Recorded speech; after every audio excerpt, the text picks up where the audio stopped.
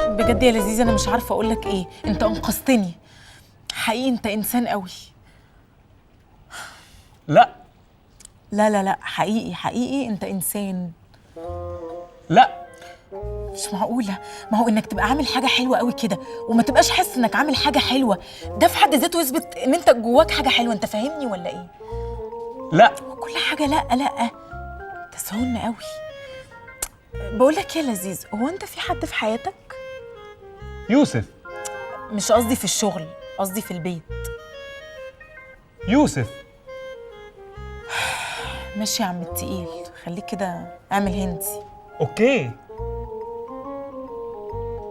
تعمل ايه يا لذيذ؟ هندي. بس يا لذيذ بس. سايبه شغلك وبتعملي ايه يا هدير؟ سيبي لذيذ في حاله. باشمهندس لذيذ هو اللي عينه عليا طول الوقت، وانا ما بفكرش في الارتباط خالص الفتره دي الحقيقه. لا باين على وشك. كلي عيش يا هدير، ها؟ كلي عيش. انا رايحه افطر. اوكي.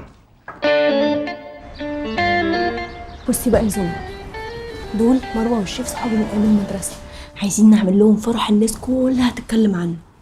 بس الغريبه اصلا ان هم يتجوزوا، ده احنا من واحنا صغيرين مسمينهم نقرونيه. تعالي تعالي اسكتي ما تفضحناش خالص.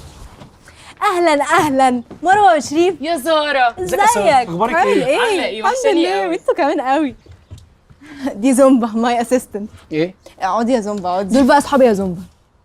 نائر ونقير. زومبا بتموت في الهزار، بتحب الهزار قوي والله واضح ان العظيم. هي عشريه شويه جدا.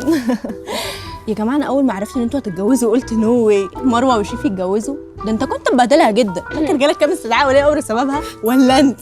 فاكره القلم اللي لطشتيهوله في وسط الفسحه ده لسه بيسمع في ودني لحد النهارده والله. خلاص بقى يا ساره، كنا صغيرين بقى وشقوة عيال بقى، انت فاهمه وكده.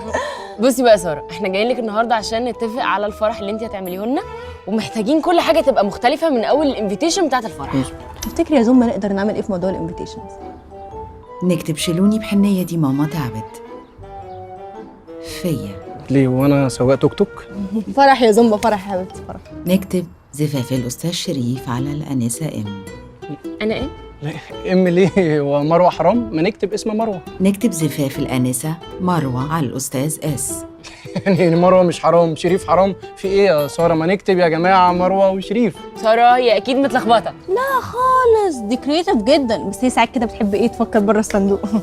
بصوا يا جماعه ما تشيلوش هم الفرح خالص، انا هعمل لكم فرح السوشيال ميديا كلها تحكي وتتحكى عنه.